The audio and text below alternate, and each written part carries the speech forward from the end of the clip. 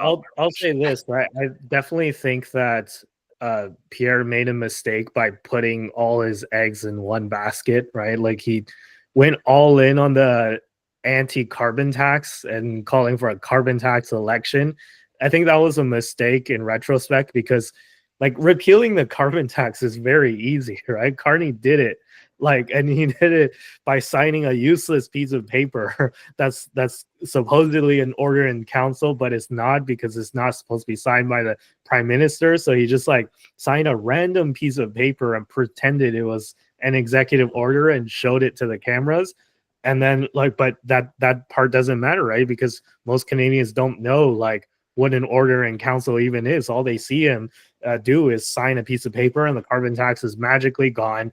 And then that goes the entire conservative platform of being anti-carbon tax because now you can't like use that anymore. And for Pierre's credit, like he did try to pivot, right? Like he pivoted to the Canada First message, but I think that it lacks specifics, right? Like because just saying Canada First is you're like walking into a trap where the liberals can say, oh, look at Pierre, he's all slogans and he doesn't have like a specific message. I think that like Pierre could have used more specific messaging other than just saying Canada First over and over again. It's like there was a way to make it so that it resonated with Canadians a little bit more, and I just don't think he did a really great job at doing that. But what I'll say about whether or not I would vote for Pierre or Mark Carney, I would still vote for Pierre just because I think that he is the lesser of two evils in this case. And as Tristan mentioned, all the other parties are basically incredibly unserious at this point. So you basically only have two real choices in this election. And still much prefer Pierre over Mark Carney. I know that Carney has tried to moderate the party and pull it back towards the center because I think that most even liberals would agree that under Trudeau that the party has shifted left a lot, and they don't like that, or a large portion of the base doesn't like that, and they are warming up to Mark Carney because he's trying to pull the party back to the center. I'm just not entirely convinced that he'll do that because, I've seen his past interviews and I know that maybe his opinions have changed. I doubt it, but I'll give him the benefit of the doubt, I guess, like some benefit of the doubt. But, I've seen past interviews and I've seen excerpts from his book called Values, where, he is promoting a very, like, as Sunil would say, degrowth kind of message, right? Like the heavy, like net zero, climate change, like all that, like stuff. And I'm not saying that like pushing, anti-climate change policies is bad necessarily, but I'm just saying like Carney is in favor of doing it in a very aggressive way. That's degrowth, right? And we have already seen signs that he's flip-flopping on a lot of stuff that's sensitive on that side. For example, like the building pipelines thing, right? Like when he goes to Alberta, he tells people that we're going to build. And then when he goes to Quebec and he's like, oh, we're not going to like really build and we're not going to force you to, build a pipeline through your territory if you don't want to. And it's like a little bit of a mixed messaging already. And this is before he wins the election, which is looking like there's a high chance that it'll happen. So I'm just very unconvinced that Carney will unleash kind of the energy and resource advantage that Canada has. And my fear is that we're just going to stagnate like we have been over the past 9 years under Trudeau. Maybe Carney will pull back a little on like all the super like, DEI and woke part of the party.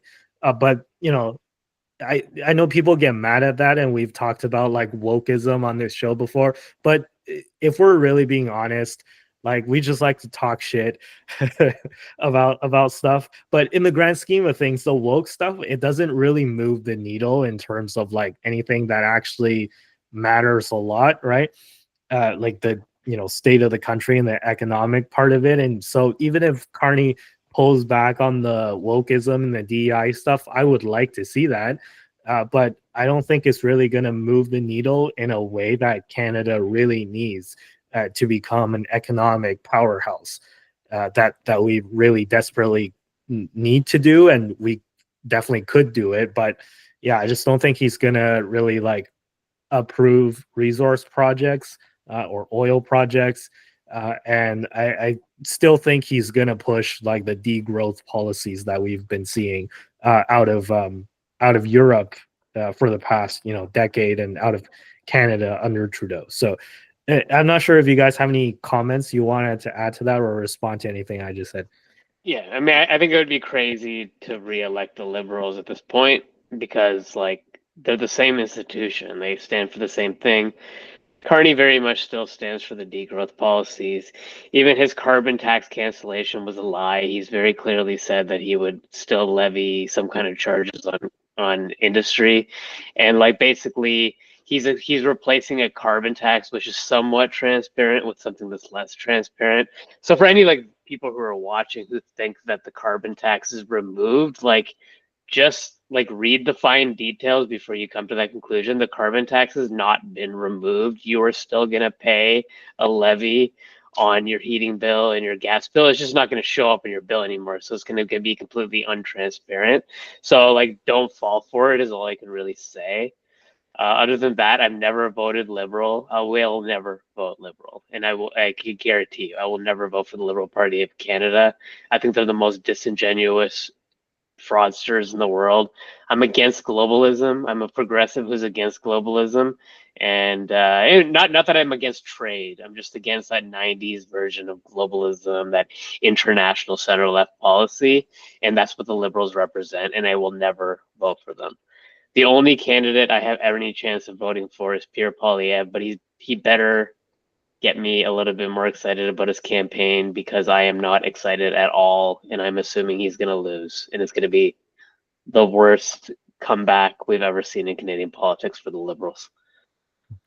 It's like that meme. It's like, are you entertained? And it's like, you're not very entertained right now, as we can all see. And as the rest of Canadians too, right? I feel like, yeah, no, Pierre needs to amp it up to the next level, right? And just embrace the inner Trump, right? Like, I know that that's not what like anyone wants to hear in Canada right now, because Trump is like the devil in Canada, but like, I'm serious, right? Like, Trump is not the devil. Like, there's a reason why he won the election in such a major fashion.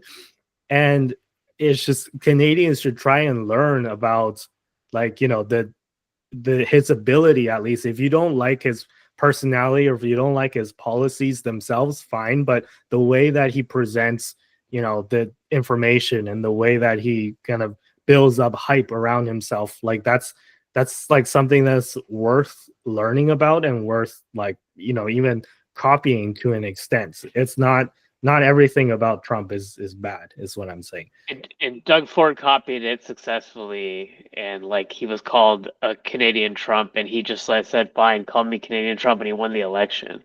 So like running away from like the whole like Pierre's Canadian Trump, it just makes him look weak. Like he could just be like, listen, like he's not Trump, and like he just has to get on some long form interviews to prove it. He actually is a charismatic guy, and he's not showcasing any of it. But yeah, like he's too scared. Like, why are you so scared of people calling you Trump? Like, you're clearly not Trump. So just like don't be worried about it. On the charisma thing, yeah, I would agree with you. Like, Mark Carney is actually a very uncharismatic person, if I do say so myself, right? He can't he can't even say a sentence without saying and like 50 million times.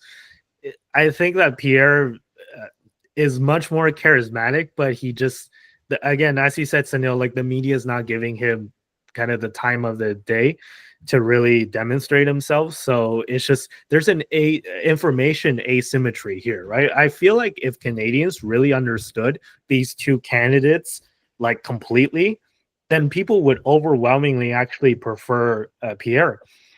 But it's just, there's an information asymmetry where Carney is getting more airtime, and like people don't understand Pierre, and the liberals have to an extent been successful at painting him as the Canadian Trump.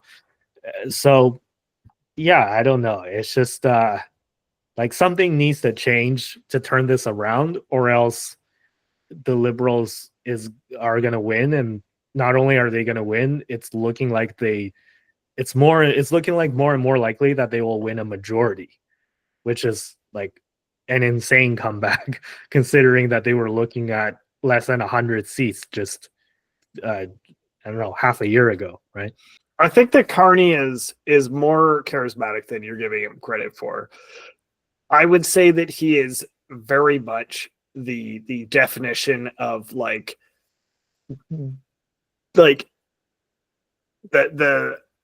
he's like marginally above average charismatic, and he is like exactly marginally above charismatic, like above like the average. So he's like, I would say he's not uncharismatic. I would just say that he's just kind of, he's not charismatic enough that most people are compelled by his charisma to vote for him or to do anything for him, really.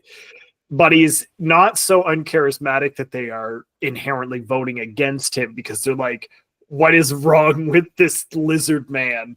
So I feel like I feel like we should give him some credit on that front.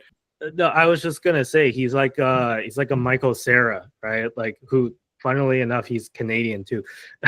Like, he looks out of place, but he's a Hollywood actor and he's starred in big films, but he still looks out of place, and you can't put your finger on exactly why. But just the fact that he's like, being enlisted in all these like big movies means that he has to be at least a little bit more charismatic than the average person. But he also has kind of like a weird style, and there's something off. But he's there, right? Yeah, I think that's a good analogy. He is like the Michael Cera of Canadian politics.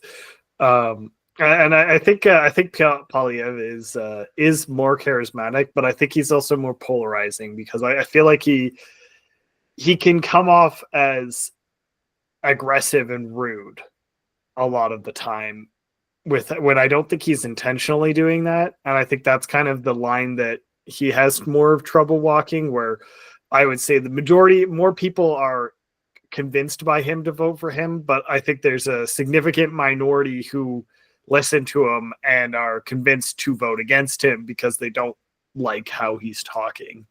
Whereas I feel like Carney doesn't have that level of but that could work though, right? Like, Trump is sometimes aggressive and rude as well, but people actually love that. I guess Trump is a little bit more funny. Like, I feel like Pierre he could use a little more humor, right? Like, Pierre's not like a very humorous guy, whereas Trump, he likes to crack jokes. Although, like, Trump could be aggressive and rude as well sometimes. But it's just like you gotta pick a side, right? Like, you can't just like kind of straddle the middle where you're kind of aggressive sometimes and you're kind of rude sometimes, but you're also trying to be like the polite guy sometimes. And you're also not as funny as Trump. It's just like Trump is just, he cranks up to 11 for everything, right? Like, if he's being rude, he's coming at you. If he's being aggressive, he's coming at you. If he's like cracking a joke, like it works and everybody laughs, right? Like, you gotta commit. And I feel like Pierre is just, he has trouble committing. Like, there's nothing about him that's like that he's committing 110%. And I think that's where the issue lies. I think that Pierre's actually really quick on his feet, like we've seen it in the past, but he's not being quick on his feet right now. He had a moment where he was like fighting with the media a couple of days ago, but that was just not big enough to really make the news. So all I can say is that, like, I'm a lifetime public servant, and I've worked for a lot of executives in the public service, and the kinds of people who like rise in the public service are people like Mark Carney. And just like, take my word for it, as somebody who has like 10 years of experience in the public service, do not vote for a public servant. I'm telling you right now, I guarantee you will be disappointed with that decision. As somebody who has worked for many public service executives, it is not a meritocracy the wrong people get in charge, and just because somebody rose to the ranks as a top of a public service does not mean they're the kind of person you want as a prime minister of your country. I'm sorry for the people who are listening to this podcast who are a public service and are going to be offended by this, but do not vote for a public servant, please. I have a lot of experience with these people. Do not vote for it. I'm just telling you right now, don't do it. Yeah, what I'm seeing, as I mentioned last week or the week before, I'm seeing a repeat of what's happening in the what happened in the UK during their last election, and the exact same thing is basically gonna play out in Canada in 2 weeks if nothing changes. Which is, if, in case you guys don't know what happened in the UK, I'll repeat it again. So it's like everyone was like, mad at the Conservatives for one reason or another. So then they're like, oh, the Conservatives suck. We're going to get rid of them. We're going to vote them out.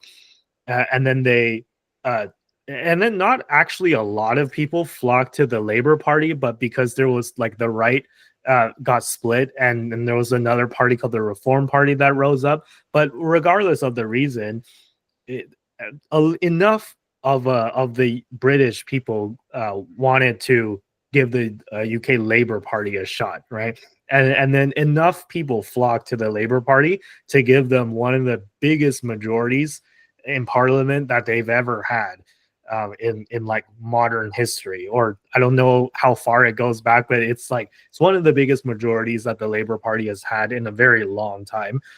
And their Prime Minister Keir Starmer, he became the Prime Minister, and yeah, people are quickly regretting their decision right now, because Starmer has, from what I've seen, again, I don't live in the UK, so I can't really speak like on a firsthand experience for the British people. But from every indication I've seen, the British people have totally, have buyer's remorse against Keir Starmer. Like, they've totally flipped on like regretted electing him. And his approval rating is in the toilet. And it's just basically like what happened with Trudeau exactly over the past few years, right? Except in the difference is that in Canada with Trudeau, he had a minority government. So there was always that like sort of no confidence dangling over their heads, over the Liberals' heads. But they don't have that in the UK, because the UK Labour Party has a very large majority, so they're not going to be able to, like, no amount of complaining is going to be able to bring down the government and have another election in the UK anytime soon, because they just had the election last year. So the British people are really just stuck with Keir Starmer for the next 4 years, and I predict that that's exactly what's going to play out in Canada in 2 weeks with Mark Carney, if nothing changes, right? Like, everyone's saying that, oh, Carney is gonna, like, he's shifted the party to the center, he's gonna fix all these issues, and he's moderated his views compared to Trudeau. But the fact is, he's appointed 87% of the same people in Trudeau's cabinet to his own cabinet. And if you look at his policies, again, they're super degrowth, and they're arguably the cause of all the issues that, not all the issues, but most of the issues that we've seen in Canada over the past 10 years. And then I think Canadians are quickly going to find out after the election that nothing is changing for the better. And then we're going to have big buyer's remorse, except it'll be too late, because we'll be stuck with Carney for the next 4 years. That's my prediction. That's my base case on what's going to happen right now. And it looks like we're heading for that future, unless something dramatic happens in the next 2 weeks.